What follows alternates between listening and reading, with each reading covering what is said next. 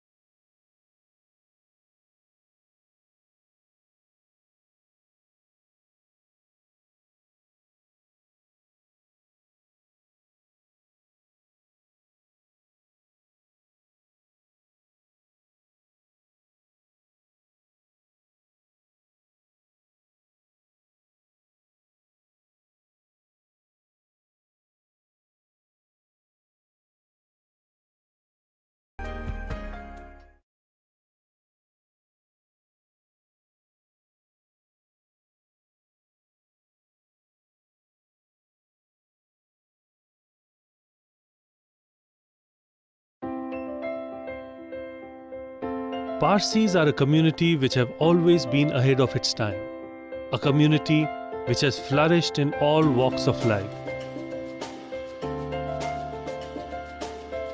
The main reason the Parsis were able to achieve success was perhaps because they were able to follow the basic tenets of Zoroastrianism, which stress the need for having harmony and balance in life. If one is a true Zoroastrian, both from the point of view of the principles of the religion as well as the practices of the faith, then you've got a formidable combination to be in harmony with yourself, and by being in harmony with yourself, I believe, you can be in harmony with the environment. However, by the beginning of the 20th century, Parsis started giving material advancements and personal achievements priority over family life.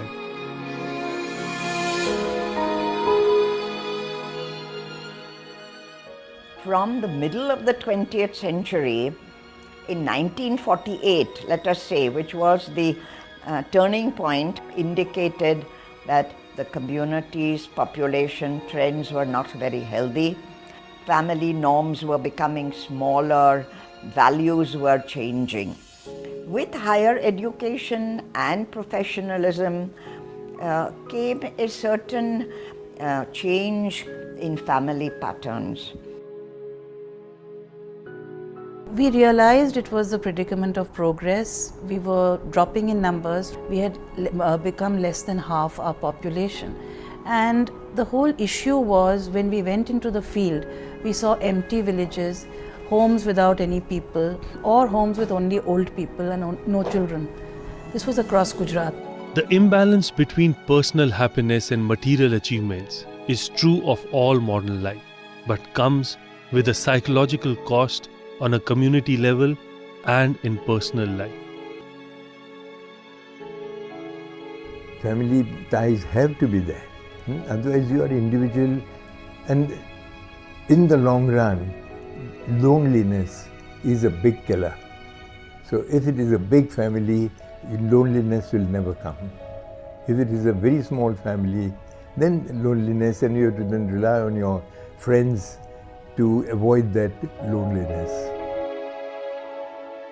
In my own case, there is no societal pressure. There was never social pressure on me. Obviously, parents were keen. My mother, especially, my father died. There wasn't that much on by him, but my mother obviously was very keen.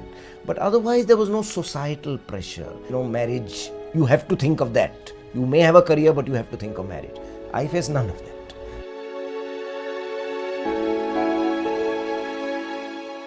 It's very simple. Your total fertility rate is 0.88 or 0.89, less than 1. So less than 1 child per couple. And that's obviously going to decrease your population unless that trebles. So unless you have about, from Zubin's paper, unless you have at least 3 children per couple, you're not going to stabilize the population. So obviously you have to have more children as a community. And again, that makes sense because it's an aged community looking after parents and the elderly and grandparents. It always helps if you have more children. Recognizing the gravity of the situation, the unique Jiyo Parsi program was launched, a joint initiative of the Ministry of Minority Affairs and the UNESCO Parzor Foundation. This community which is reducing in number, so encourage them to get married, to have more children, to participate in the normal life, and that was the government should intervene everywhere. I think wherever they feel that there is a weakness or they need some support, so government should interfere in a positive manner. One is to propagate them, one is to have them more children, to have more in number, and while they have more number, they should also contribute and participate in building a new India. Thanks to the kindness of the government through the Ministry of Minority Affairs, we put up a proposal to create a Jiyo Parsi program. And the whole concept of it is to bring back that joy in life. So an essential part of the Jiyo Parsi campaign was first, advocacy, and then, medical advice and intervention, accompanied by financial subsidy for that expensive medical intervention. So although this is a community issue as such, we had to address and tackle and change individuals' opinions and beliefs in a way. Let's not be morbid about it. Let's not be all serious about it. Let us use a weapon that the community uses very regularly, which is humor, and use humor as an opportunity to tell them facts about themselves and how they lead their lives. And I can say with actually great pride, it had a huge impact. I had read the advertisement of Jiyo Parsi in Jame Jamshed. As scheduled, we visited Dadar, the place which was given to us. Whatever doubts we had, that all got clarified, and within minutes we had decided that we were in that program. And today, by the grace of God, we will definitely become a parent.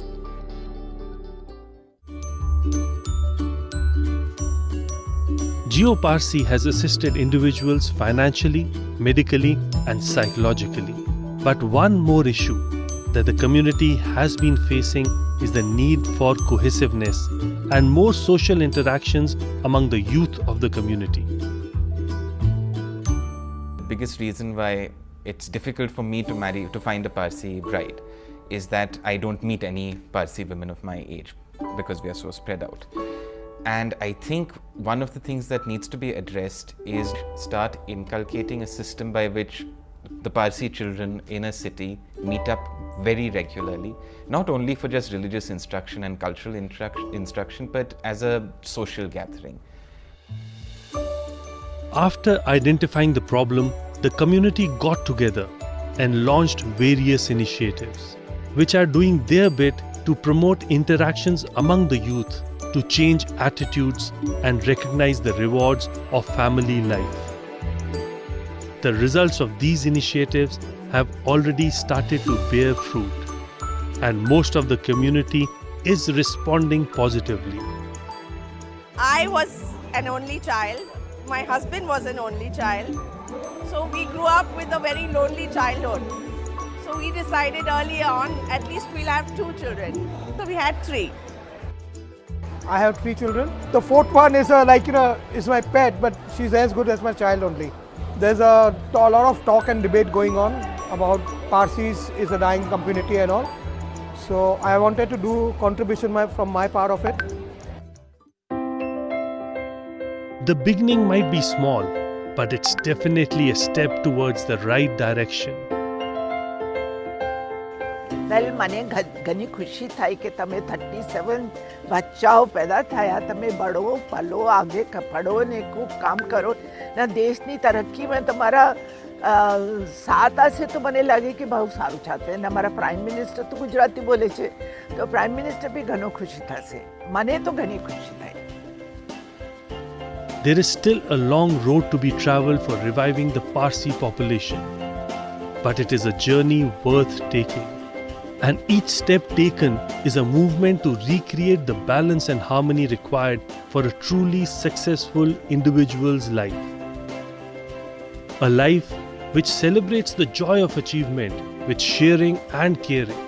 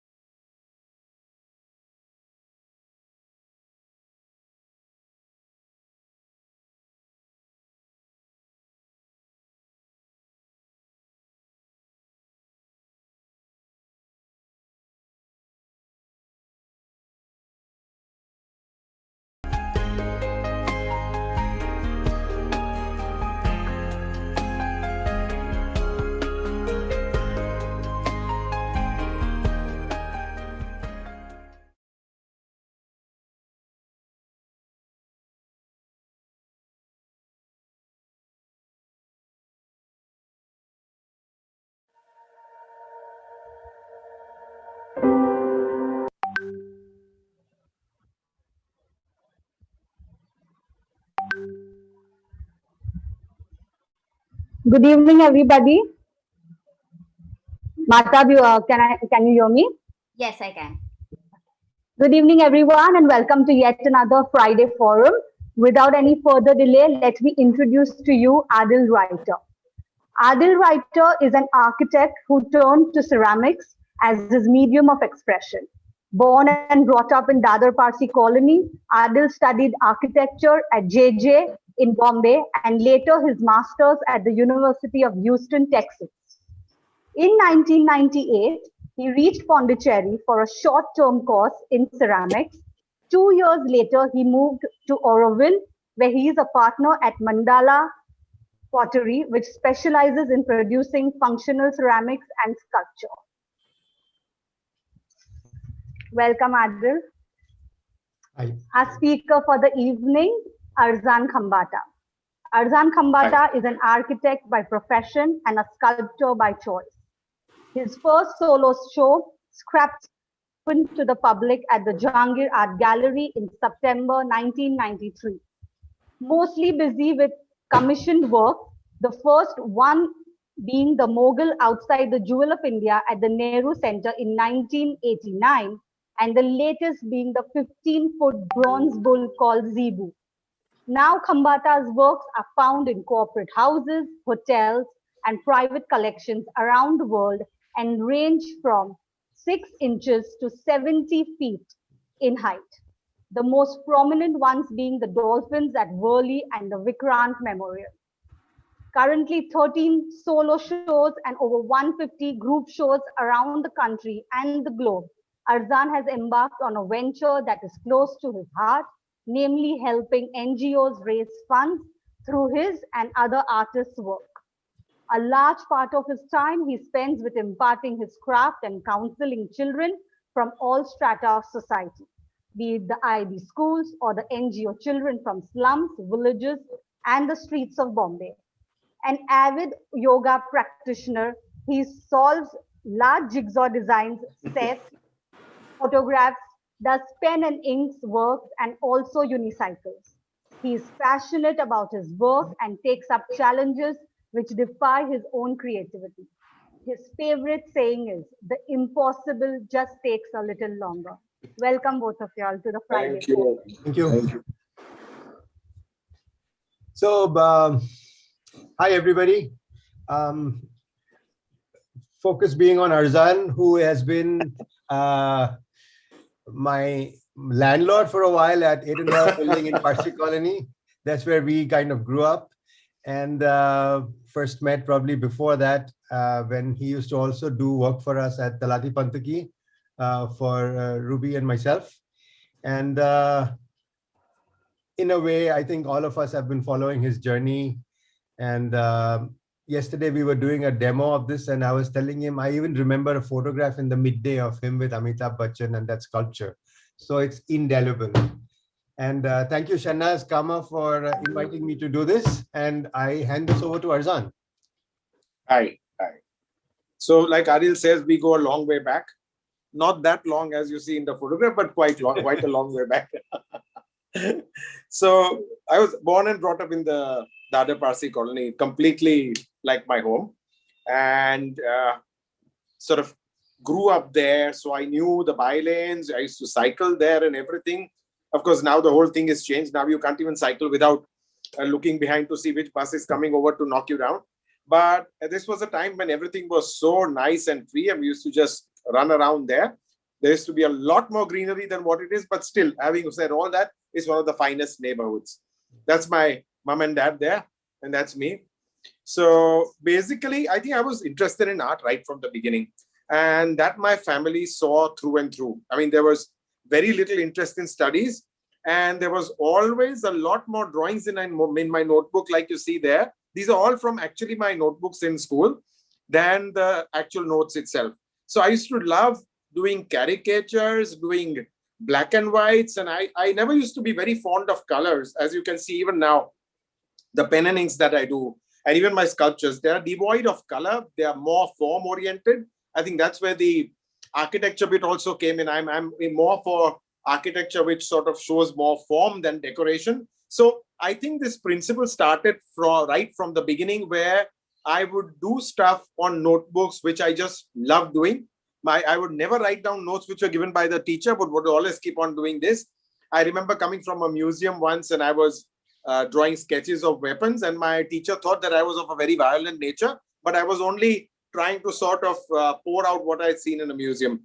That's me in 1982 in Edenwala building, as Adil pointed out. Probably Adil would be seeing me at that time from the top floor. And this is where I started my welding. So basically, I started off as a hobby. I literally played with the metal. There was absolutely no intention of selling a piece. So I never even knew that I could probably sell this one day.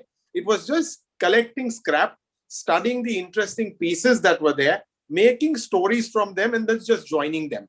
It was like me. It was like a jigsaw puzzle where the pieces were not defined, but I would try to find the pieces and then put them together. So if you go through the series of my pieces, which will follow next, you'll sort of make out that this was a time when scrap metal was not considered to be a vehicle of modern art. When you talk of sculpture, you would think about wood carvings or stone carvings and things of that sort. And here I was picking up scraps of metal like this and welding it together. This horse head was my first piece in metal, and coincidentally also the first piece which I sold. So this was bought by my dad's friend and a very good friend of ours called architect Dara Mistry. And he came to me one day at home, and whatever I would complete, I would put at home, So dad's friends would come. Most of them were architects. And Dara uncle said, I want to buy this piece. So I didn't know. I was completely flummoxed. I said, I have not made it to sell. So I went up to dad. I said, Dad, he wants to buy this piece. What do I do? So he's saying, sell it to him. He's like, whatever. So I said, well, how much? I said, just tell him to give you whatever he wants. So I went up to him. I said, okay, fine. Whatever the price. You name the price. He gave me 2,000 rupees at that time in 1983. And I was over the moon. I was completely elated. 2,000 rupees for something that I loved playing with. It was a phenomenal reward. And that's when I realized, and slowly one after the other guests, if you go through, I'll show you some of the sculptures from the early ages. So then it went on slowly. My growth has been very natural. There has been nothing forced. Okay. First 11 years, I worked single-handedly. See, these are all the pieces from that time. This is Sir Lancelot. He's made of truck parts. This one's called Homeward Bound Mexicans. This is the first piece that won an award in the Bombay Art Society exhibition at that time. Every year, I used to go to Jangir. I never got a show of my own because they said I was too young. The pieces were too raw. And so I would take part in group shows, which I still do, but of a different level. So this one, it's only different because it's all welded together and all blowtorch so that you can't make out the piece from each other. If you look at the mule's head properly, you'll probably make out a bolt over there, So these were the kind of playful pieces that I would do. And here, one of my favorite ones, the chess players. I imagine they're sitting in Paris on one of the street side cafes and just sort of, no hurry, just watching the world go by and playing a nice game of chess. And if you see, you'll recognize all the parts which are from various tools. Of course, you see the elbow of the pipe over there on top. The other head is a spanner to open a gas torch. Then it's all nuts and bolts and bits and pieces put together. And Arzan, do you know who keeps all these pieces now, or are they all sold and gone? So most of them are sold, but the last three pieces that you saw, the horse head, which was bought by Dara Mistry, came back to me because he gave it back to me.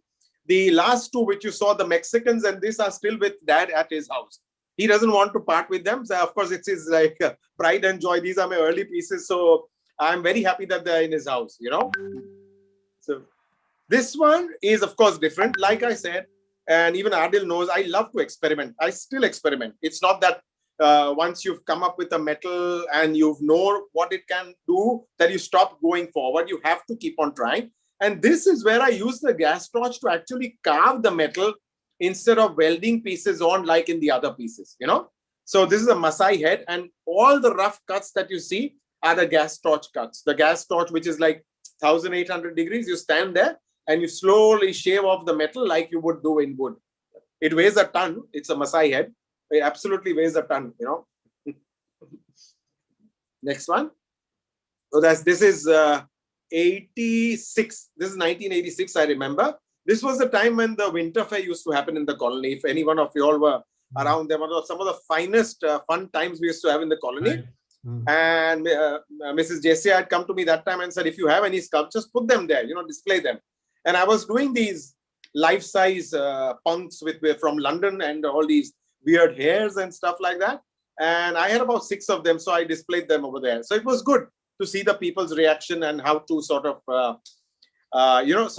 bring them out to the public. Art needs to be seen by public. It's not something that is very personal. In making it, it is personal, but after you make it, you require people to see it so that they can react to it. It's a wonderful thing. So Arzan, what was the initial reaction to people to scrap metal being made into art form, even from the Parsi colony? It absolutely you must be having stories. Absolutely mixed. So more than the pieces itself, they would have objection to me because I would roam around the colony all messed up. I would be having metal in my hand at all times. I would be dirty. I remember even on Pateti, when people were getting dressed and going to the Agyari, I would walk alongside them in my messy clothes because I'd be going to the studio to weld stuff. And I remember being called by this old Parsi gentleman. He actually clapped and he called me saying, yo. So I said, what? So he's saying, Sharam nathi aati. I'm ashamed of it. So I said, what happened? So he's saying, you go to your dad's office, work there. He's saying, what the hell are you doing messing around with all these spare parts and this and that and the other? And it was wonderful. So I remember walking into RTI once and there was this old Parsi gentleman at a counter. He looked me up and down. And he's telling me, he's saying, I wouldn't be caught dead looking like you on the street like this. So believe me, all those inputs would fire me more. To hell with it. I was enjoying myself. The dirtier I was, I knew the more I had worked that day and how I had sort of played with the metal. So I was having a ball of a time. This is a little sketch which I made for architect Naushad Talati. And this was for my first commission piece. And he showed me a space outside the Jewel of India, that's the Nehru Center, and I did the Mughal king over there. Believe me, this was also a time when I was working single-handedly. So everything that you see there, this 9-foot piece, carrying the scrap, welding it, everything was done by me single-handedly. And at that time, I had no concept of hiring people or anything. I was still playing with the metal. And I remember when the tempo came, I said, how the hell will I now load it on? I was alone. So all I had to do was go out in the garden. There were 10, 15 Parsi boys playing cricket. I just waved out to them. I called them and they helped me put it in the tempo. So that's a complete in-house colony. This thing it was.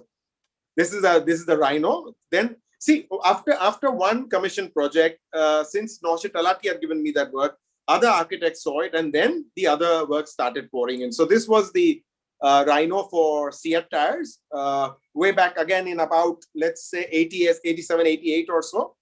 And it was a charging rhino. And I remember when I put it, I realized that our sense of wildlife is very, very bad because when I was putting it, the police thought it was a kangaroo because it's charging on 2 feet. I had to actually tell them it's not a kangaroo, it's a rhino. And of course, you can make out if you're into aesthetics, that horn is sort of pointing in the direction. It actually denotes force on one side and it's sort of surging forward, So one of the first pieces on a traffic island which I put there.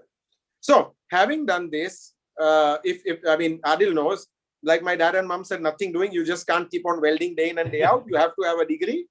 So I joined architecture. And once I did that, I realized that I had enough money to buy a vehicle. My favorite vehicle till date is the Land Rover Defender. And I went around the colony trying to find a Parsi who would sell me this. Finally, someone from Bandra called me saying, I hear you're looking for a Land Rover Defender. And it was very well known because I would go all out. Anyone who had it, I would follow that fellow on the cycle, wait for him to park, ask him if he's selling it, where he got it from, where would I get one. And I was like crazy over it. And I made a list of all the Defenders that I've seen and which ones I wanted. So finally, I bought this at 55,000 rupees from whatever money I had collected from my sculptures at that time. And then I was sort of riding around. And I used it like a school bus during my architecture days. This is my first show at the Jahangir Art Gallery. This was September 93. And just to show you how young everyone looks, that's me. On the left side is my family. On the right side is Kushnuma's side of the family. And I got the gallery after applying for it about 5-6 times. So Mr. Nana Chudasama opened the show and you see Adil covering his face. That's because I found a photograph of him also at my show.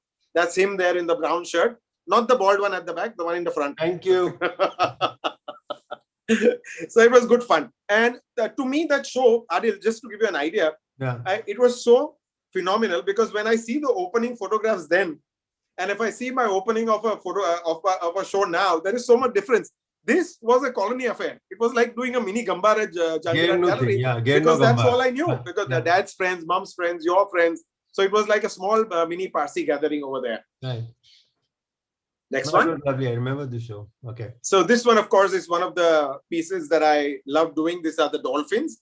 This particular one is at Sun and Sand, but one of the more prominent ones is at the island at Kodar Hospital, Worli. And I love doing outdoor pieces. First of all, it gives you a large scale. You get to experiment with size. You get to experiment with the surroundings. You react to the surroundings and design accordingly. These are the frogs at Ambi Valley. Frogs was their mascot. So I actually sort of played around with the frog motif. So if you go to the restaurant, you on one table, you will find the frog sitting and eating. You know, it was like that. In the pool, they were there in the swimming pool. So I just themed them that way and spread them all around the place. I think as an architect, as a designer, people ask me, how do I get these cantilevers right? And so what I do is I visually calculate. I'm very bad at numerical calculations. Okay, terrible. And I can only do visual calculations as to what I would require to make a load like that stand. So I play around with cantilevers because that adds to the piece, that adds to the value of the piece because it fixes the viewer into thinking as to how the hell is this standing this way, you know, instead of completely plopped on a pedestal. I'll show you what I mean in the next one. Probably, I think I've put that here. So this is a 15-footer sculpture which I did for an office in Bangalore. So if you see, he's stepping only on one toe out there, and his briefcase and his phone. I remember titling it "Off to Work," and the client said, "Nothing doing. I'm not calling it off to work." He said, "No one shows this much enthusiasm. This is going home on a Friday evening." He said, "Don't call it off to work." So I had to change the title. So it's good, you know. I mean, people react to it, and so slowly, sort of you build up. Again, one of my balances. Believe it or not, from the hand to the back, it is about 12 feet. And if you see the toe of the man in front, I've elongated the toes because the sculpture rocks. The sculpture actually rocks without falling down. And I love doing these dynamic balances just to get the eye to sort of visually interact with that and ask yourself the question as to how the hell is that happening, you know? One of my most favorite pieces, I'll tell you about this. So I was approached by ex-Commodore Mike Bada, who used to fly the fighter planes from the decks of the Vikrant. And he and a couple of other ex-Commodores and fighter pilots got together, and they were very, very disgruntled by the fact that the government had decided to scrap the Vikrant, completely disregard its historical value, and sell it for kg of scrap, literally by weight. And so what they did was, they asked me if I would make a memorial for the Vikrant. They took me to the scrapyard. They put in their own money, them together. They put in their own money. We bought scrap, and then we made the memorial for the Vikrant. So everything that you see in the Vikrant over the sculpture over there is a part of the original ship. I'll show you some more photographs of that. You see that? Everything, including the Devanagari script, the Vikrant that's written, everything came from that, including the chain and everything. The crest that you see also. So on the absolute left, if you go there, the absolute left is Mr. Mike Bada. Very, very passionate about this. He makes it a point to see that it is maintained by the Navy. That's myself. That's Mr. Ajoy Mehta, the commissioner of the municipal commissioner at that time. And that is Captain Chima, who was in command of the eastern coast, the complete eastern coast. And he had come to inaugurate the sculpture. We also painted the sculpture in the battleship grey that the actual Vikrant is painted in, you know. So it added a lot of value to it. This particular one is a very quirky little piece. It's not a little piece, sorry. It's 60 feet tall. And it was done to launch the Jaguar F-Pace, which is a very powerful vehicle. And you see that ramp there? So the vehicle actually went up the ramp and it stood there. You see that? So Narayan Karthikeyan came and he drove the car up there, and then he came out from there. I'll tell you a little story regarding this. So Adil, when I was doing that, okay, this is a beautiful analogy. So when I was doing that, someone asked me saying, isn't the ramp too steep? Shouldn't it be half the slope that you've kept it? I said, imagine that half the slope.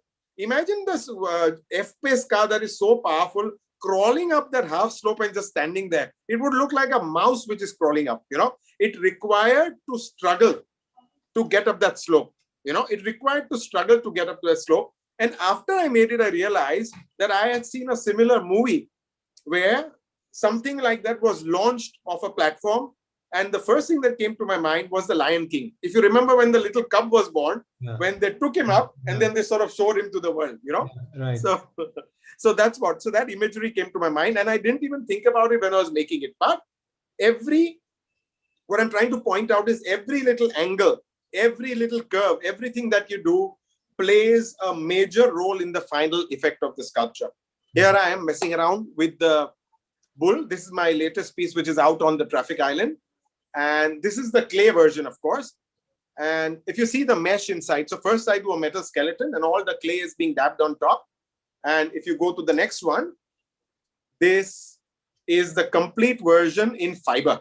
Okay, still long way to go. This fiber is then sent to the foundry to get cast in bronze.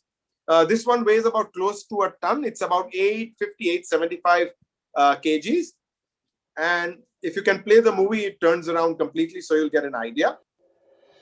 And if you notice, if you see the hind part of the bull, it is the actual lifelike part. The central part comes into the very riveted sort of a stage, which looks like a part of the Titanic, which is the machine age. And the next is all the cut sort of thing, which is the future. So it showed the transition of the bank, the IndusInd Bank, which sponsored it. It showed the transition from the beginning till now. You know, so it was just not only a bull, but it was something that the surface of the bull showed the aging process of the bank itself. You know. Arzan, I have a question. When you do these outdoor public sculptures, or for corporate clients, correct? Do you come up with the concepts, or do they tell you what they would like? So most of the time, 99% of the time, the concept is mine. Okay, except during the dolphins, I was taken to the site, and the client said, "I want dolphins here." You know, so and to me, it suited it very well. It was near the sea. It was very playful and all that. So I said, "Fine, okay, you know, I'll do that." But otherwise, everything, right from the Mughal to the rhino to the bull, has been suggested and drawn out by me, so that it keeps the identity of the client intact. Plus, it is easy to relate to the common person when he sees it on the road. You're not throwing something which is completely an abstract and foxing the public, you know? All right. This particular one is 3.5 tons. It's one of the heaviest pieces I've done, and it hangs from the ceiling. Okay, it's a 3.5 ton orb which hangs from the ceiling. This building is in Pimpri, and it's for an IT company. So it basically showed like computerized chips. You know, sort of it's a full assembly of these pieces. And each panel you can't make out, but the height of each panel is about 6 feet, what you're seeing. So if you place the human there, it will look this small compared to what it is about, you know. And in that piece, coming to that, if you can go back, you see, in certain pieces, the designing is not so difficult as the making and the installation. I think this was one of the most difficult pieces I've installed, because each and every panel had to be labeled. Each and every panel fixes to the other in one particular way. So there is a coding involved. Each and every panel has 2-3 cables going up in the right height. It was such a nightmare to sort of put it out there. So what I'm trying to say is designing is one thing, making is one thing, installing is completely another set of expertise that you require to do it. But every part of it is enjoyable, because the more difficult it is, the more fun it is to do, you know. This one, of course, I'm going through a couple of my my favorite pieces. This one is for a finance company in Singapore, and it's called the Sun God. It's a sun god healing, sort of looking up to the sun and heralding the sun, so to speak. Okay, it's copper, iron, stainless steel. This one was done for TCS, and if you realize, it's called Exhilaration, and it involves a man landing with a parachute right at one point. So basically, it was about sort of targeting. You understand? It's got these metaphors sort of attached to it. When you see a human very powerful, you feel powerful. Corporate sculptures should be large, should be overpowering.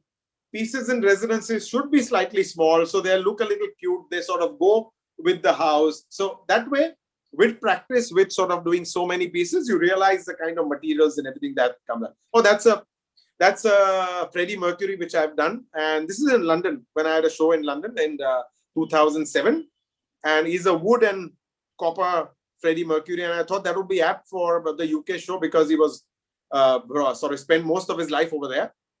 And absolutely one of my favorite persons. There's another one of Freddie Mercury coming in. I'll show you. This one is called Emerge. A little use of the blue light to sort of show that he's hatching out of his egg. He's actually sort of emerging. So a piece like this is very motivational to someone who is doing the same thing over and over again. If he thinks of coming out of his shell and doing something different, it is for all those people who do that. And I admire such people, very frankly, and people who change courses, people who sort of act on impulse, people who jump first and then think later, you know? Yeah. This one's called The Three Pillars of the Family. This is done in Mr. Sanjay Dutt's house. Okay, this is near his entrance, and I did these pieces only to show the male of the family sort of putting things together. You know, he's like acts as a column, you know, just as his entrance. Very form-oriented piece. You know? Shiva, this one is in stainless steel, and he's doing the Tandav. He's not one of the very peaceful Shivas sitting on the rock, but again, if you realize the material I've used, the sharp steel sort of accentuates that fervor again, you know, that little madness, that little zest which is there, the power, it comes out with this steel. If I use wood, it is to do sort of calmer sculptures like mother and child or something softer. If I use steel, it is to denote power, you know. Again, another one of the steel sculptures. Just put this here especially to show you the laser cutting on the back. So I'm completely open to different techniques, different technologies which come in. And I think as a person, in whatever line you are, it is your duty to find out new techniques and experiment. I'm sure Adil will 100% agree with that. I constantly keep on seeing his works and how he experiments and all that. And nothing happens if you don't experiment. Literally, it sounds very cliche, but just think, for example, that 3 shows, 93, 96, 99, scraptures, only scrap. It worked very well. I sold a lot. Imagine if I'd only stuck to it. I would have got bored hell out of my life, and people would have got bored. You have to keep on reinventing. You have to jump into new techniques. Whether they work or not is a secondary nature. You have to sort of literally poke your mind into saying, what will I do next? I've done with this. What will I do next? That's the whole essence of working, I think, for an artist, you know? Sure. This is okay. Nice. So let me start off by saying that I'm not into sports at all. And I have zero knowledge about sports. I don't watch sports. I don't watch cricket. I don't watch Wimbledon. I don't watch F1, nothing. Okay. So I was called by Sachin Tendulkar to do a sculpture for his house. This is his house. And there were these 9 niches. One I closed. One I made him close because it looked better, symmetrical. And he had these Yadro Ganeshas inside. And he said he wanted to replace them with metal Ganeshas. I said, it'll be very boring. I said, why do you want, you've got these, put them somewhere else. And I didn't want to do something to do with cricket. I wanted something in the abstract. So I called this sculpture Making a Dream Come True. And so it's like, it's in stages. It starts from the bottom over there, where a person is reading a plan, he's measuring, he's putting things together. In the 2 photographs that you see there, you see him standing there and admiring what he's done. That also is important. You literally need time for yourself to see what you've made. You know, you just cannot keep working like crazy. One of my professors, I remember, Mr. Ravi Hazra in Architecture College, when we used to do submissions, okay, and your working drawings and all that like crazy, he told me, he's saying, don't work on something so hard without a break. Otherwise, he's saying you'll fall in love with it, whatever you're doing. He's saying because you work so hard, you know. So always take a step back, see what you're doing, and then sort of go forward. Okay. Next one. One of my pet sort of peeves to not to put things boxed up. You know, you keep on saying in the abstract, think out of the box. I actually don't let my sculptures remain in a box. So the client showed me this, the architect had made a wonderful niche. I said, nothing doing, I'm coming out of the niche, So it just doesn't sort of go with me to keep things bottled up inside that 4 boundaries. That's the way I am. I need to break out. Small little piece. When I spoke about making pieces which are 6 inches small, this is one of them. It's a bar top piece. It says, if found, please return to pub. And it's a nice little playful metal piece which sits on a bar counter. Just to give you an idea of how it works. Gas cut metal. These are the king and queen from the chess set. Different textures, different finishes are required for every sculpture. I've started experimenting with a little bit of resin. And this is an image of a Christ coming out of the wall. And the reason I've used resin is because I wanted the sculpture to be the same color of the wall. Otherwise, I would have used wood or something or the other to denote something as soft as this. But again, I used to keep on saying, I'm never going to work in resin. I'm never going to work in fiberglass. But then never say never, literally. There are some times when you have to experiment with materials and move yourself around it to get the right kind of effect. Next one. So, talking of materials, one of my clients said, why do you keep on making things only in copper and iron and steel? He's saying, have you tried making something in pure silver? And so this is the Ganesha that I did in pure silver. It's a 3-foot Ganesha sitting on a wall, and it's actually pure silver, all pure silver. And that's Freddie Mercury. That's in Adil's earlier office. It's in Talati Pantaki. And of course, Freddie is one of my absolute favorite idols. If ever someone asked me who I wanted to meet, and it would be Freddie, definitely Freddie Mercury. I mean, I'm crazy after him. I keep on watching his videos till date. And sort of, I had the privilege of meeting his parents once, So that's when he was alive. Okay. So it was a wonderful experience. And I mean, I'm in love with him, completely in love with him, Next one. Okay. Coming to my Mr. Bachchan collection. So him and me on the right, that is when he came to open my show in 2004. And I happened to meet him by sheer accident, and we started talking. He saw one of my pieces and he loved it, and he said, will you make me one? I said, yes, why not? And so the association started. And then the black one is, of course, him on the KBC chair when he reinvented himself. And this was for his 70th birthday. And he asked me, he said, why have you painted me completely black? Sort of, why is it completely black? And I told him, I said, it reminds me, the vision I get of him is of a Black Panther. If you've seen a Black Panther perched on a tree, he always sits high up. There is no one higher than him. He sits there and he looks around the territory. He can come down whenever he wants, but there's seldom very few people who can go up there. So I just wanted him to be on that platform where he sits, and he sort of is, of course, he's uncomparable. So that's what the whole sculpture was about. And I don't do his face. I don't do his face at all, Salvador Dali, my favorite artist. And so one of the pieces that I did of him in 2007, and the other one I did in 2016.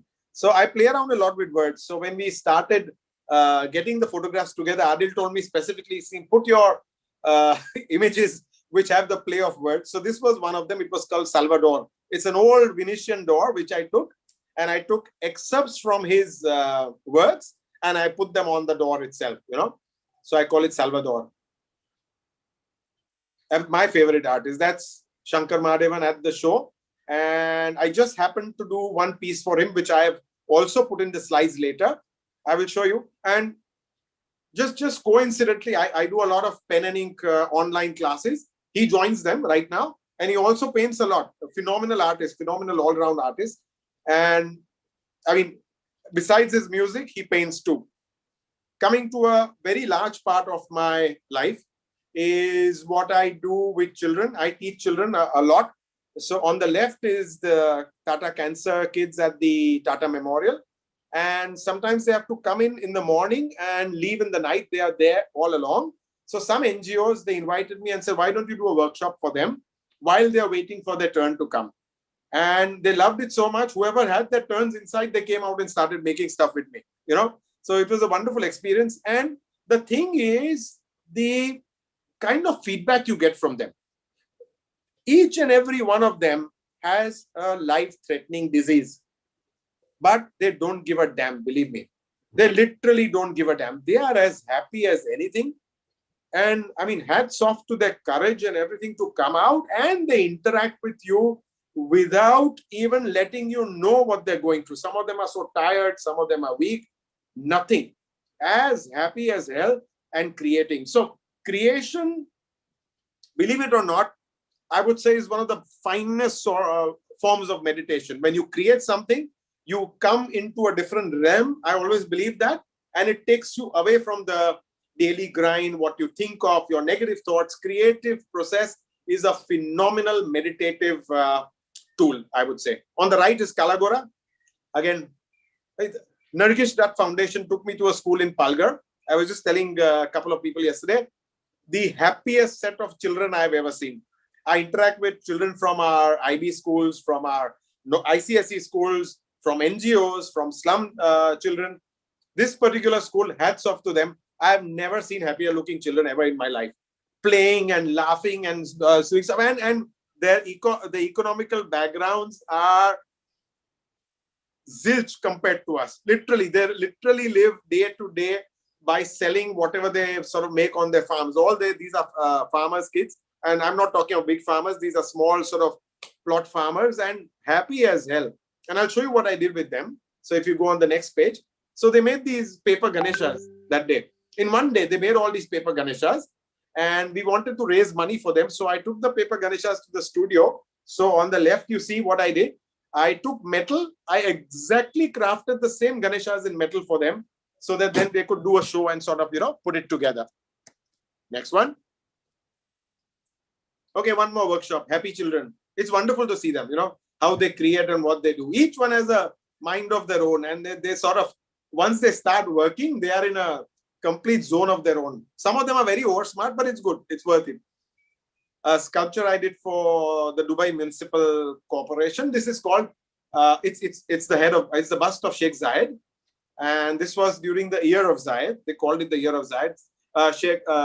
King Zayed, as he was referred to, was the person responsible to form the Emirates, one of the most respected people out there. So this is a bust for him in bronze. Again, a corporate sculpture, just to show you how I work with figures and lines. This was just to sort of show that everything starts with a line. More sort of metal works emerging out of the ground. This was again from one of the shows in London. This little one, as an artist, you can imagine a lot of things. So I imagine that when a person is dreaming, these small little angels come, they've got reels of film in their hands, and they open out the film, they show you the film, and then they go away in the morning. So that's what it's about. It's called Dream Makers. Same show. That's me, my wife, and my little daughter. Long back, you won't recognize it now. So this is during the show. And if you see the partitions and stuff at the back, I like to, my gallery, when I have a show, is dressed up tremendously more than just putting the sculptures. So I think that's where the architect comes in, where you design the space also where the pieces are put in, Next one. One of the pieces made for, it's called Memories. It just shows small little dots sort of making up the whole face. It's a very calm and content face, but it's made up of memories. I call it memories, The Christ head in wood and metal. I love combining metals together. These are purely visual, just to give you an idea of the kind of work. I love doing these faceted structures, So this is one of the faces. If you see the building in Fountain, the insurance building in Fountain, it's got these beautiful two sculptures on top, coming right from the gorgeous ones. I think that was my inspiration for this. Very faceted and nice, strong features. Next one. Oh, that's me and my dad. So dad's an architect. I joined his firm, of course, because he said you have to do architecture. I did my architecture. And after architecture, of course, very naturally, I went to his office and spent a lot of time there. Tried to sort of learn the ropes, eventually could not. And I slowly moved away from the office more to the studio. And he was perfectly okay with it. He didn't mind. He knew what I was more interested in, of course. And I did a couple of interiors and architecture projects then, but I think my true calling definitely was sculpture. So I slowly sort of made my way back comfortably to the studio where I'm happier, So the reason why I put this is that sometimes I marry my architecture and sculpture. This is a canopy I made for the housing society, and again, very sculptural. I didn't want to do something with only 4 pillars and a rooftop, so I created something like this. And then I made the whole rear wall, compound wall, from the abandoned cycles in the complex. So there are about, I think about 80, 85 cycles I took. I started cutting them up, whichever abandoned, and then I left the color itself over there. So if you see, they're all made out of the cycles which I found over there, very strategically lit, so that in the night it creates a nice sort of a, it's about, the whole railing is about 60 feet. I just wanted to show you a detail of the canopy that I did. So the triangles you see on top are purposely put there. They are transparent colored plastics, acrylics, which merge with the fiber. And this is what happens. The reason is this, the next one. See that? So you get an interesting pattern on the floor in the morning. It gives you these shadows, just something to make it a little more interesting than just a gray shade over your head. Next one. Oh, that's Shankar again. I don't know why he came in, but it's okay. He's one of my good friends, and we sort of praise each other a lot, and sort of, yeah. Next one. And that's Baman, of course, in one of my shows. The gallery. Again, if you see the gallery, I've put loads of bubble paper at the back. So I love doing that. I just love changing the whole look of the gallery, because it's not just about exhibiting the pieces. It's about creating a space in which your viewer steps in, and the effect has to be there overall. Yep.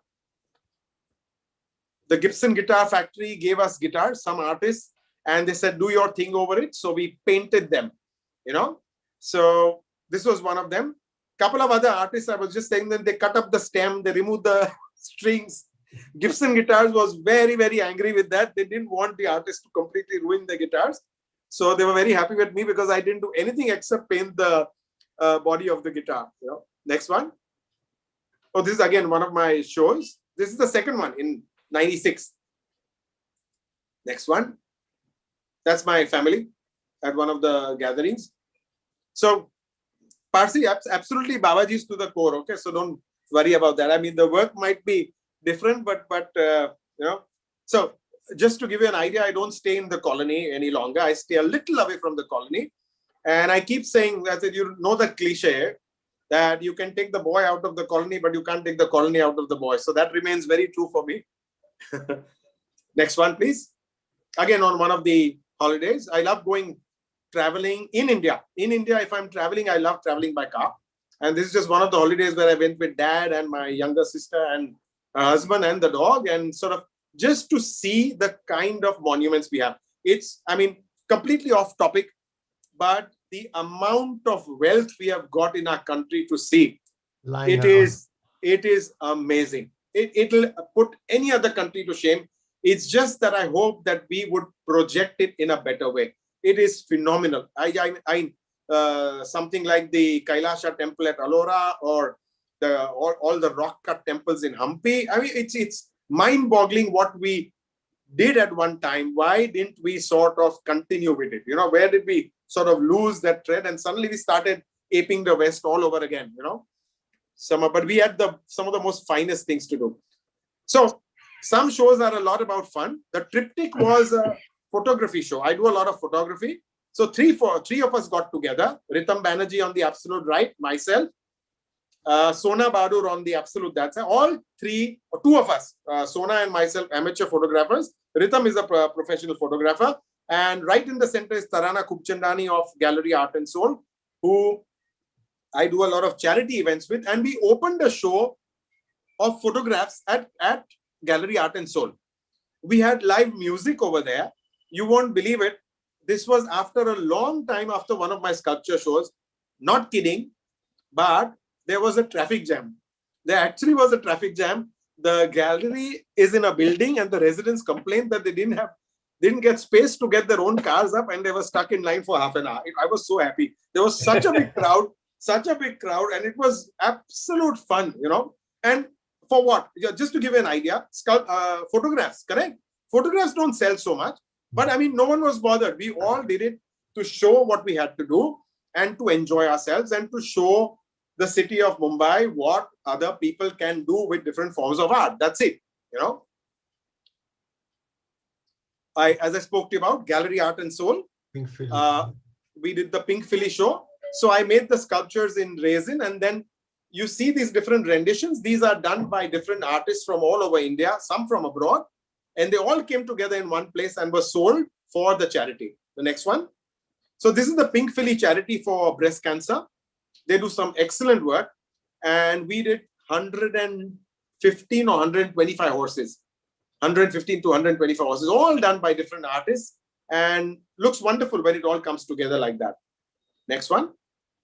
So, okay, a little by story as to what happened. Someone called me maybe a couple of months back during the lockdown, saying that I know of an old Parsi painter who has somehow got lost, completely lost, and is off the radar, but he has some phenomenal works.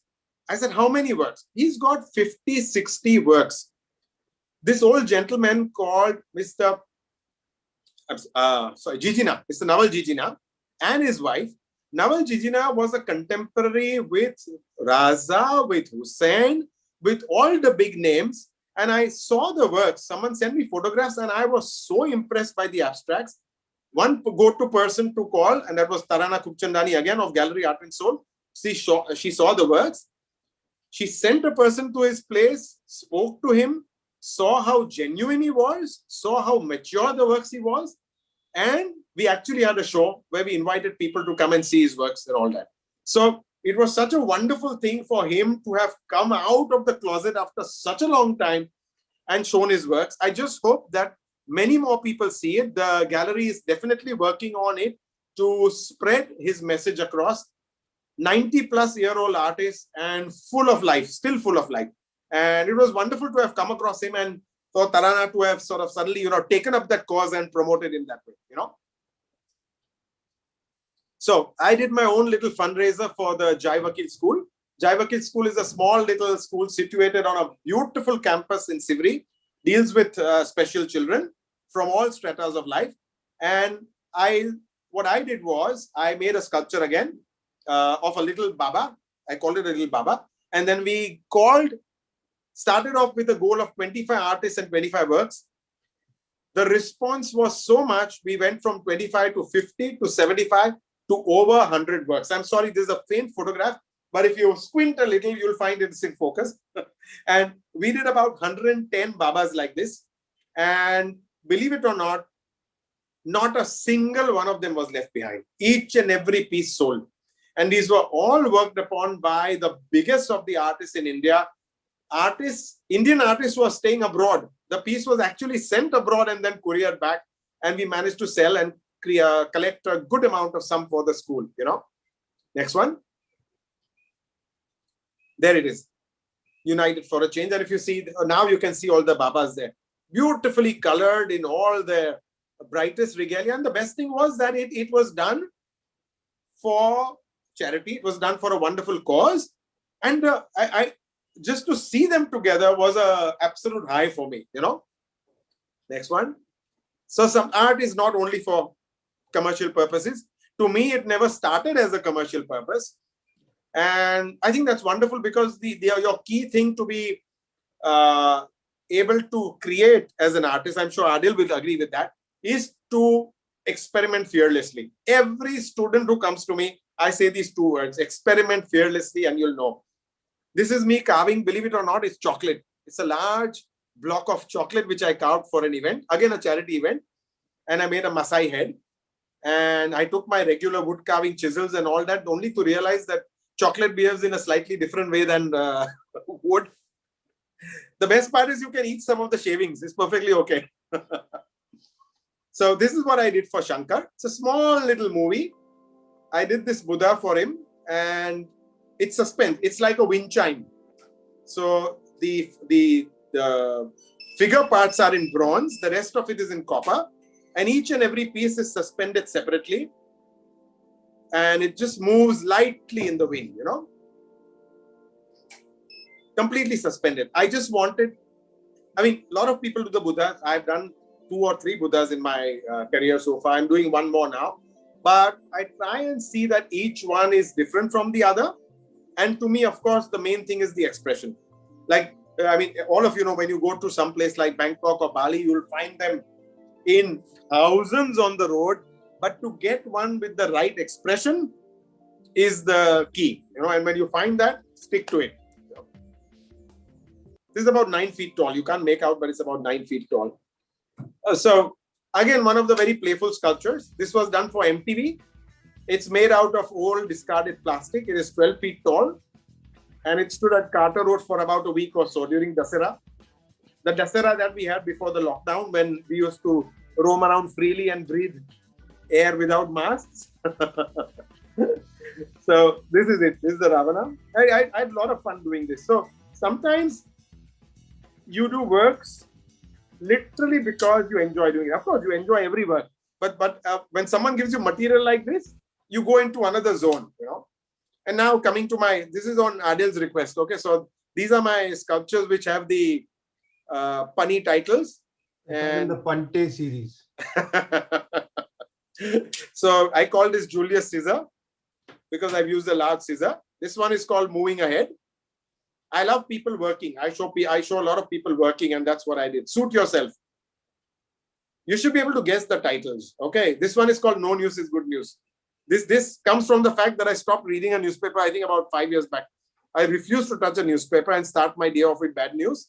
So this was in protest. No news is good news. So as an artist, you can give visuals to words that you speak. So when you say about things like thinking on the same wavelength, so this is two heads who are thinking of the same wavelength and the waves are matching, something like that. This one's an easy one, fan following. I love my fans. Yes. That's another easy one called the bookworm. This one's the Facebook. It's called the my Facebook. This is a self-portrait which I did. You see a person welding over there. And if you see he's welding the words ARZAN. So it's called making a name for yourself. So there's a pun on the making a name sort of thing, One of my favorite ones in terms of the titling. So if you've seen the Sistine Chapel, if you know about the Sistine Chapel, one of the most famous works is the creation of Adam, where God is holding out a finger and Adam is there just about to sort of meet. It's called the creation of Adam. But I didn't use God and Adam. I used Michelangelo and Jennifer Lopez, and I called it Michelangelo, okay, which is also the name of the artist. So I was very happy with that. Very happy to have coined that. So sometime back, again, this was because of Tarana at Gallery Art and Soul. She instigated a filmmaking workshop, and I took part in it. I actually wrote out a script. I'll be able to help you share the actual 20-minute film with you sometime. I'll get in touch with Parzod and I'll tell them how to sort of put it out for you. And I actually wrote the story. And the most fun part was I drew out a full cartoon strip, what they call a storyboard, as to where I would shoot what from. Okay. So this is just a small little clip which I shot in my workshop. It was a funny take on the noise pollution levels in Bombay. And of course, I used different actors. I called in a lot of old stage actors, one of them being Mr. Adil Khambatta, who also happens to be Dad's first cousin. Veteran stage actor. I mean, he's been there since donkey's years, since Adi Marazban and all that. This boy you see is Anush Khambatta, first time actor. If he ever becomes big, he'll tell me I am the first one who put him in a movie and directed him. I had no idea Anush was a film star.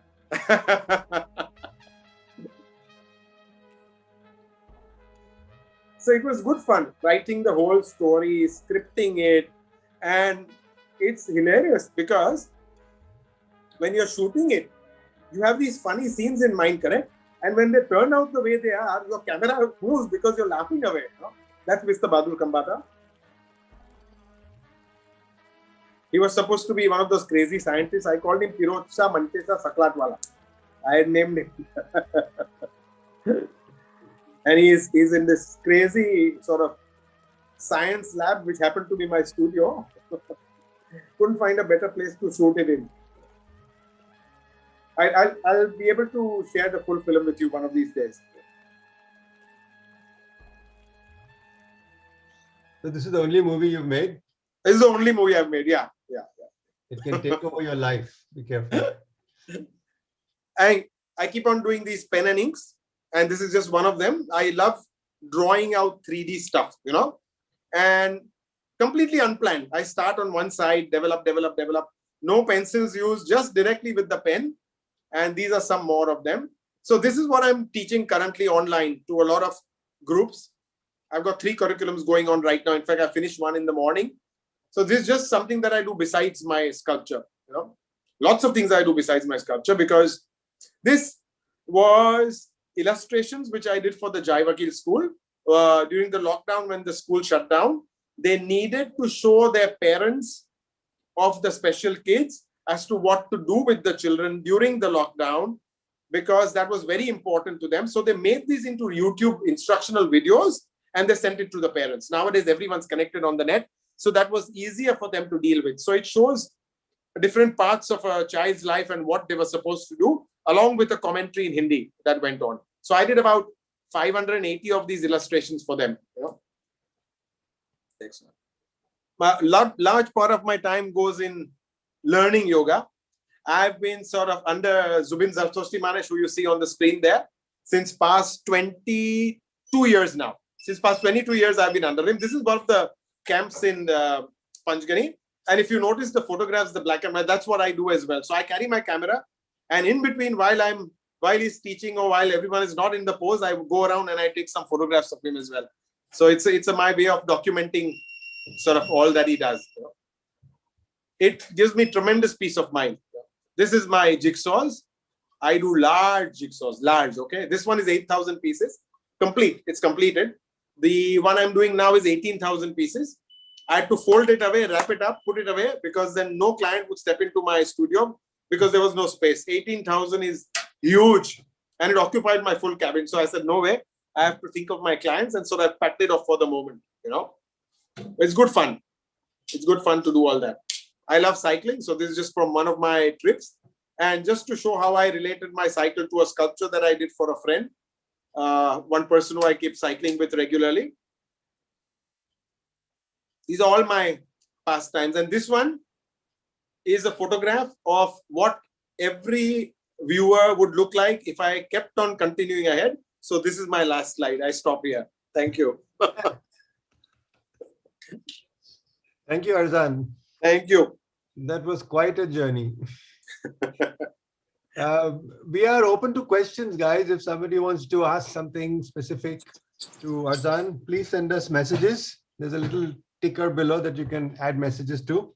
Arzan, I already have a couple of questions here. Go ahead. Yep. Somebody says you were recycling before recycling became fashionable. Yes, yeah? That's true. Because I started not with the purpose of recycling, but because those metallic pieces looked so dynamic. Yeah, every broken machine had a story to tell.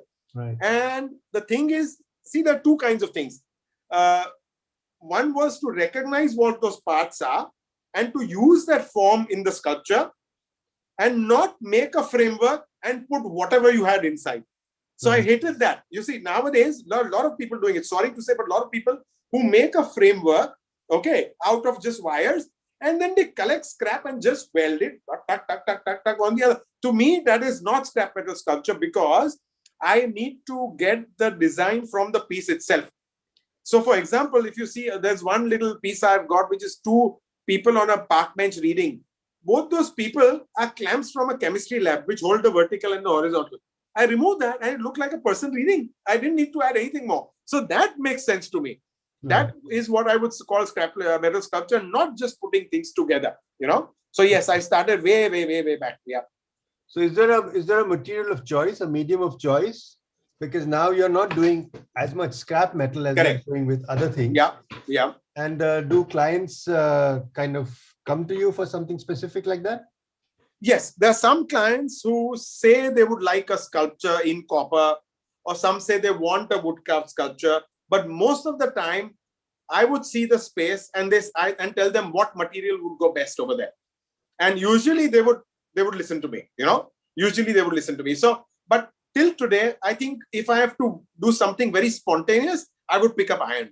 I still would pick up iron only because of its grungy nature, rough nature, and I would create from it, But of course, you can't put very grungy stuff in a very finished apartment. So definitely now I've got in copper and polished wood and things of that sort. That also is wonderful. I love working with it. I love working with resin also. But if you tell me just go there, I give you one day to create whatever you want, pick up your material of choice, I would still do iron. Good. There is somebody called Ruby Khanna who has a question. Is somebody writing an autobiography of you? Oh, no one. I'll tell Ruby she's willing to take it on. I'll answer any question she wants. I think you're too young for that.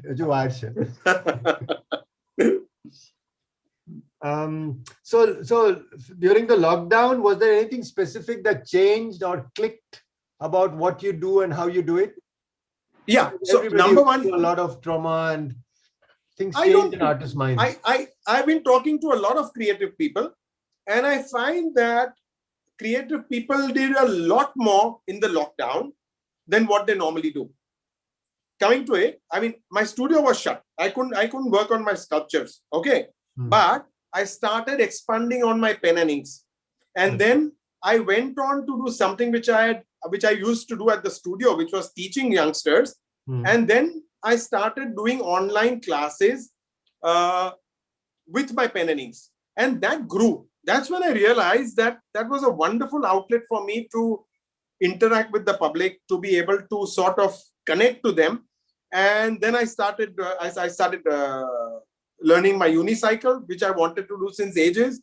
I started writing down my anecdotes, which are anecdotes from colleges, anecdotes from the colony, which I've been collecting and saying over and over again, So it was interesting. It was things which I couldn't do in the normal course of the studio, I could do here, And one of the best things was for me was the unicycle. I loved it. I had got it with me. I just didn't get time to do it. So I said, okay, it's a lockdown. I have to learn it. And I finally learned it, So it was good. We saw some images of you on that. Yeah. What about your family? How is anybody taking this forward with you? Your kids? So I think both of them are very creatively inclined. Both of them are, but not directly into sculpture. But my daughter designs garments and stuff like that. She does very custom-made stuff like jackets and stuff like that. My son did product design and suddenly gave it up. He said, I don't think I'm meant for design. I want to go into computer engineering. I don't know why and how it happened, but it happened. And so I'm just playing along with it. You realize that today you can't tell your kid, no, only do this. And because you've done 4 years of this, only stick to this, So I'm just hoping that somewhere he does something whereby it all comes together. But yes, definitely both are creatively inclined, but not into sculptures per se, Maki Trumbull from Canada, right? Oh, Maki is my cousin. Yes, guys, Arzan, my dear cousin, you have an extremely busy and creative brain.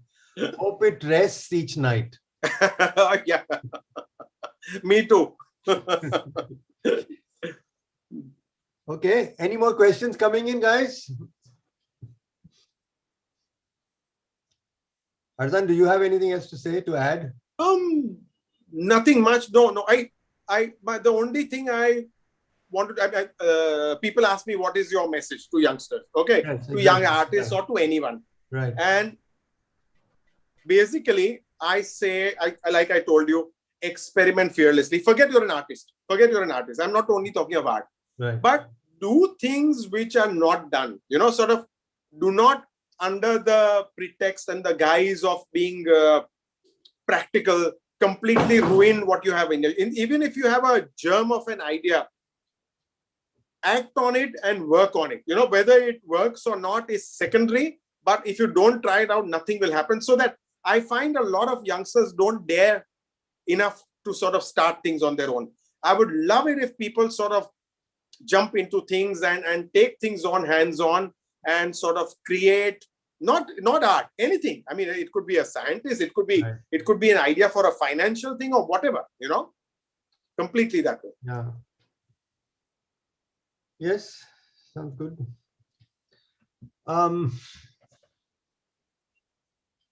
Arzan, your mustache is your best sculpture. You have to read all these messages, okay? Okay. I'm not. I'll have to see where to read them. It's a sculpture which I don't work on very often. You know, it's just twisted and it's there. Okay. All right. I think we are done. I have a feeling people have asked, is this going to be recorded? Because some people could not be part of it. I'm sure it is. And I'm sure it will be posted somewhere. So look out for it. It will probably be on the Parso or Jiyo Parsi pages. It's on the Parso YouTube channel. Exactly. I've pasted a link. Thank you, Madhav. That was very well put together. I've asked questions twice, Adil. Why are you ignoring me? Hi, Arzan. What have you said? Sorry, who's this? Who's this? I'm sorry, I'm masked. I'm in quarantine. It's a blinking guess. It's okay. You're too far away. Tell us. What do you have to say? First of all, I wanted to know your influences. Secondly, Arzan, I am fascinated by your use of language. Do you read a lot? Because from Kahil Gibran to puns to wordplay, it's brilliant. So I think your English teacher should be delighted. As an English teacher, I am delighted. And the third question is, so I want to make you answer all of them. The third question is, has your culture or your faith or your religion, you use Christ, you use Buddha, you use Ganesh, no Zarathustra. Any idea? Okay. So I'll start from your first one. Okay. Give me your first one again. Quickly, I'll start with that. Your first question? My first one was your influences, the sculptural influences. I saw Michelangelo, but the others. And so basically, I always say the city that you live in, your surroundings, everything around you. It's very difficult for me to point out as to what inspires me, but everything that you see around you, it's a sort of, how do you say, it never happens only when you're relaxed or on a holiday. Ideas don't come then. Ideas also come when you're on a crowded street with horns and with a mess and with your exhaust fumes coming around. So basically, I find that whatever I look around, I observe a lot. I pick out things from the signboards. I see a person standing on a balcony, a chap pushing a handcart. Everything you collect in here. And somewhere or the other, it comes out in the form of a sculpture. So I guess the city and surroundings that you are in basically inspires you the most. That is number one. Okay. Second. English. Your English. Okay. Yeah. Okay. Surprisingly, I don't read a lot. No, I don't read a lot. I watch a lot of movies. Okay. I'll tell you what I love reading. I love reading Asterix and Obelix. Okay. Oh, so do I. Great. Okay. Yeah. I read that. I'll tell you one thing. I'll tell you one idea which I have in mind, which actually I have not told anyone as yet. So as a youngster, my house used to be filled with books. Not novels, yes, a lot of novels, but more time life books. Okay. And they're still there at my dad's house. And I used to go through them like crazy. At that point of time, if you'd ask me where this one photograph is, I would be able to pick it out from those 120 books, 150 books and show you where it was. Okay. So I would not read through the whole text, but I would go through. Another thing I would do, Mad magazines and Archie comics. Yes. And you won't believe it. I'm telling you this because it just shows how much and what you can get from that. I learned so much about USA from Archie and from Mad magazines. You won't believe it. Yeah. So, you know, things like people who were on the front line, people who are fighting for economical, they all this in the satire and all that, they would name these things and I would pick out everything from these two magazines, you know. So I'm not a very big reader, but I love, I observe and I pick out things. And of course now Netflix, thank God for Netflix. Your punning, it's a very subtle punning. Your capitals are superb. Where is it your English teachers were very good or your I think my English teachers definitely were very good. I came from Jamna University, excellent teachers. Although I believe they were good, they didn't believe I was good at that time. But believe it or not, the puns come automatically. So when someone's saying something, I immediately connect it and it just comes out to a point of getting irritating. Someone said, you know, like enough, you know, like you're spending one day with me. This is the fourth one you said today and I'll keep quiet, you know. And so it literally comes out automatically. I don't have to look for it, you know. And the your last question. Zarathustra. Why is there Okay. not one No. Zarathustra? There are loads of Zarathustras. Heads I've done. I didn't put it in the show. I just must have skipped that. I will share a few images. You can have a look. I have done some slightly semi-abstract ones. I've done figurative ones, and I have done Zarathustras, and I also have done large Ashofarwars also, very large. And the very controversial one, and the very controversial one outside our Parsi colony, Agyari. Oh yes, so that was the Goda. So this was in 83, 84. I was called by Mrs. Jessia to do a sculpture outside the Agyari, and I did the Goda, the bull. Yes. But I made it out of scrap because that's the only material I had. So a lot of people were angry as to how can you make a religious symbol out of scrap. But to me, that it fit in so beautifully well. I still remember the horns were 2 taps. They were brass taps. Okay. Yeah. And the backside, the hum, there were 2 tires which I got, wheels, and I put things inside. And the wings were made out of bolts and all that. And to me, it is I would say paying homage to a symbol in a new way. You know, in no way you're insulting anything like that. You know, I don't think so. At least that was not my intent. You know. Where is it now? It's outside the Rustam from Agyari in Parsi colony. It's still there. It's the piece you see when you're doing your kasti there. Chana. Yes. Okay. So you've got lots of commissions from us for raising funds. Okay. I'm begging with my begging bowl to you. Your work is fabulous. Thank you so much, Arzan. Thank you.